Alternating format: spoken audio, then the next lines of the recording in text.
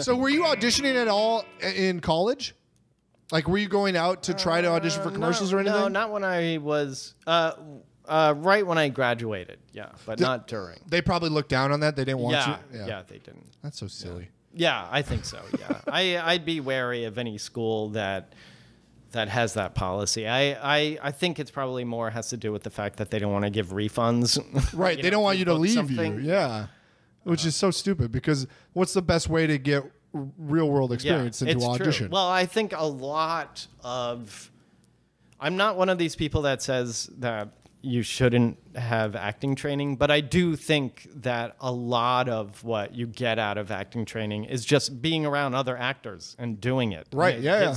It's a way to, work out with other like-minded people. Right. And why would you not take advantage of having that network when you do have an audition to run it with them rather than waste that period of time? Yeah. Because those people would be able to tell you what is working, what's not, and they know how to relate to that. Yeah. I don't know. So after you graduate, you start going out for commercials right away. Did you get an agent from like a showcase or something? I wrote a play. Oh, cool. That I acted in as part of a festival, and an agent came to see it who happened to be looking to sign people, and he happened to come on a night that I did really well. And oh, hell yeah. Yeah, and then What was the play about? Was it a one-man play? It was a two-person play set on the Staten Island Ferry, a romantic comedy. Oh, that's so cute.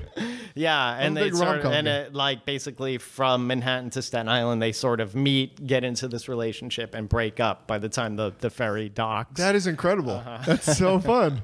Yeah, so from that, the agent saw you and he liked your work? Yeah. So that was sort of how I got professional representation, and that was actually a legit agent, and that led to getting a commercial agent. And then I happened to I had a commercial agent around the time during Clinton during the .com boom. Okay. So there were tons of and for work at that time, first I was doing data entry. Sure. And I've had some bad jobs, and it was the worst because it's like because anyone who does pure data entry, because I needed flexibility. So I was doing like a temp stuff, data entry. But it's a mind prison. Because anything else, you can do some kind of task and be thinking about whatever, your audition or how much you hate this job or something.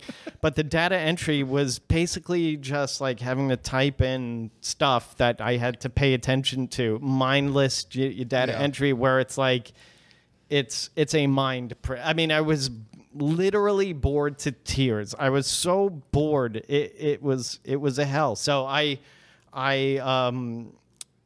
got these books on how to do programming, basic programming for Microsoft Word and Excel to automate spreadsheets and stuff like that. Smart. And I finagled my way into temp work where I claimed to be a computer programmer. I mean, I knew enough to make it so that, you can just sort of automate things.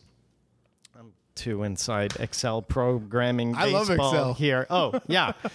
So I'm an engineer by trade, so I'm a big Excel guy. So there you go. So but I feel like data entry would be a great job for an actor now, though, because you can do it at any point in the day, right? For the most part. I know people that do transcribing and stuff, and I feel like it's very similar. Well, when I did it, I had to show up normal hours with a suit and tie in Manhattan and go to a law firm or bank or something like that, and just sort of.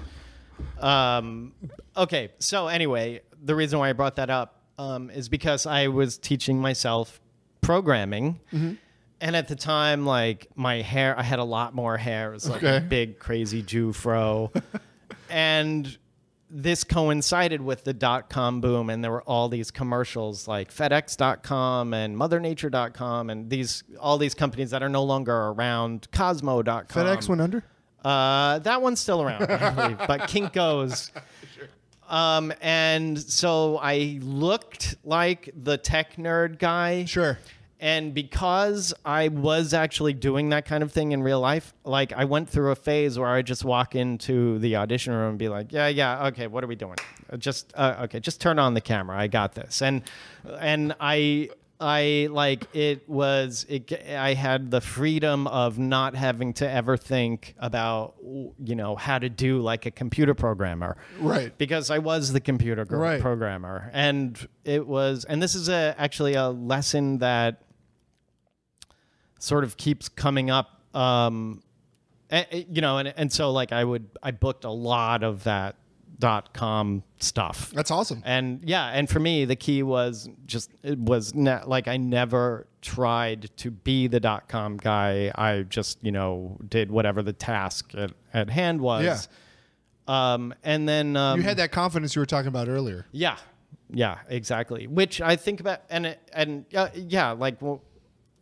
there was a period of time where I was booking a lot of commercials, and that is enabled me to walk in to a commercial audition and not need it. And that is such a powerful thing. And it goes back to the whole headspace thing, because it's just a mental space. So it's like, even when other things outside of commercials, like at that time, I would walk into like an audition for a national commercial or whatever and be like, okay, let's get this going. I got places to be. Such a power move. Right. Yeah. But if I had like at the same time had an audition for a Martin Scorsese movie or something, I would have been like, and it's like, why can't I just take the confidence and relaxation and be able to cultivate that at all times, because it will always serve you. Worrying, being nervous, having that kind of tension, it's never like your body you get into this fight or flight thing, and it's like it never serves you, and it's unnecessary. I feel like it's one of those like I don't want to say gateway drugs, but it's like your tolerance. Cause you were going on so many of these .com commercials, you had it figured out. You weren't going on so many Martin Scorsese auditions. Right, so you just, when you did get that one, you weren't used to it. So I think it's just you build your tolerance up. Exactly. And then that confidence follows it. Yes. Did you get in the union from these .com commercials? Were they union SAG? spots? Yeah. Or what got you in? Do you remember?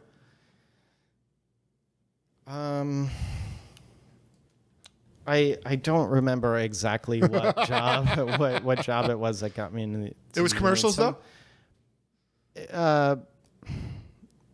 Yeah, it must have been yeah, because I definitely was doing commercials before I started doing like movies and stuff. And you were going out a lot, it sounds like, for commercials. Yeah.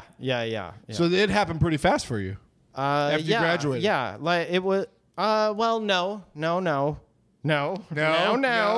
It took a couple. There were, you know what? There was a period of time after I graduated where I was just doing little black box off Broadway theater, and friends and stuff like that, and network things that I had made in school, and I did that like just before I had representation. There were several years where I was just doing a lot of small theater and stuff, just trying to get representation. Oh, okay. I thought you got the rep right at the end of school. Gotcha. I may have said that, which would be wrong. That black box stuff, though, sounds fun. That sounds like a good, gritty few years of you hustling and learning the stuff. Trying new things, getting out of your comfort zone type of thing. Yeah, and seeing what works and what doesn't, and just sort of doing plays outside of school, where you do like the whole play instead of just act one for your final. Right. And you get to test super tough stuff or things that wouldn't fly everywhere, because New York has so many opportunities. It seems like. Yeah. It doesn't have to be the best thing you're putting out. You can play around with it. Yeah. I mean, I think it's a double-edged blade, double-edged sword, double-edged penny. I think it both works. Because you wind up like, when I was doing a lot of plays for just like friends and stuff. I know there's a lot of that in Los Angeles too. A lot of showcase theater, where sometimes the quality of it isn't the best, and it's kind of like, is this worth my time? Am I going backwards? Is if someone sees me in this, is that going to hurt my career?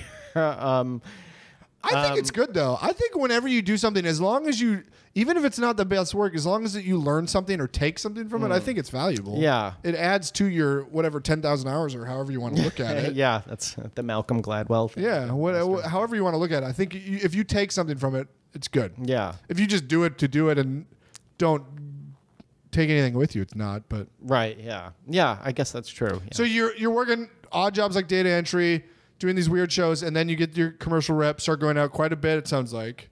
Yeah. How do you pivot into TV? Do you do that in New York?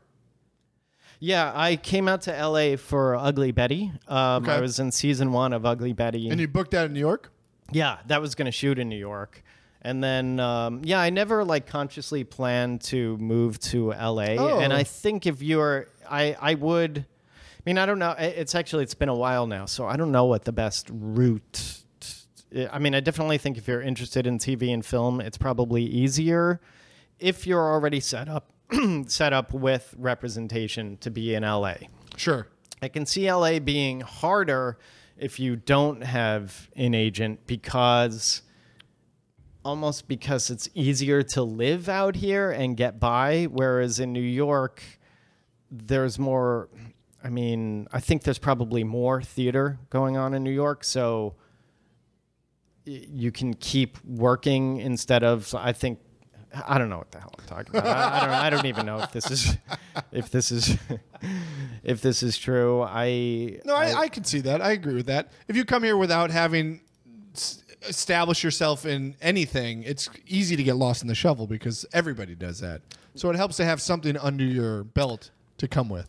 Yeah, exactly. So you're and I kind of feel like in New York, I think it might be easier to get an agent because in New York, agents are more likely to come see theater that you're doing. Where in LA, I think it's probably harder if you're doing like a showcase theater production in LA. Like, good luck getting agents to come to it. But then again, I am, being 70, the situation, like, it has changed. There's so much more like stuff you can do on YouTube and that kind of stuff that can get you noticed these days, which helps. Yeah. I mean, in a way, it almost doesn't even matter where you live anymore. Wait, so you shot Ugly Betty, you booked it in New York and shot it out here? Yeah. Okay. So then when you shot it out here, you were just like, I'm just going to stay here is what you... the production moved out here, and so I moved out here to do it because I was... series regular for the first season. Gotcha. And so I had moved out here, and right after the first season, I started doing Big Bang Theory as a recurring character. Yeah. It happened that quick? Yeah. Wow. Yeah. But you had TV credits in New York before Ugly Betty. Yeah, some guest star stuff. So you had some success there. A little bit, yeah. That's great. Yeah, and I had done movies. I think I was still living in New York when I did Sweet Home Alabama and Hitch. And most of those auditioned in New York? Or did you have to come out here to audition for those? No, I auditioned for all of that in New York. That's fantastic. Yeah. So you eventually you stopped working odd jobs in New York, it sounds like, right? I did that when I was doing those commercials. Okay. When I was the tech guy, when I was walking in, and that was part of being able to walk in and be like, okay, what are we doing? Crest? All right, just turn on the camera. Silence. Let's. And it was because I had booked enough that I was like, all right, I have my rent and I have a cushion, and then that enabled me to calm down. Right. And that's great. So I don't know why you would even think to move to LA then, because you said you didn't plan for it. I don't know why you would need to if you were steadily working. I mean, I had always, when I was in New York, maybe naively, I had always thought, I'll move out to LA when I get a job out there, which is pretty much what happened. Yeah.